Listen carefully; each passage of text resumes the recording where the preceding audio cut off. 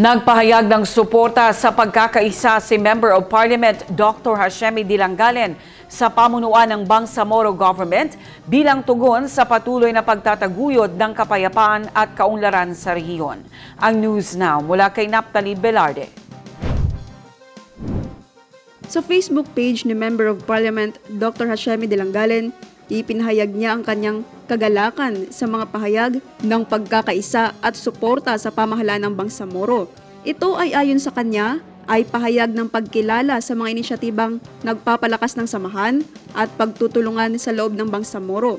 Binigyang diin din ng mambabatas ang kahalagaan ng pagtutulungan sa ilalim ng pamumuno ni Interim Chief Minister Abdul Rauf Makakwa na may tapat na hangaring may taguyod ang kapakanan at kinabukasan ng Bangsamoro. Nanawagan si MP Dilangalen ng pagtutulungan at paglalaan ng lakas sa paghahanap ng solusyon sa mga isyong kinakaharap ng rehiyon at sa pagsusulong ng mga programang tunay na makakabuti para sa lahat. Naphtali Velarde, iMinds, Philippines.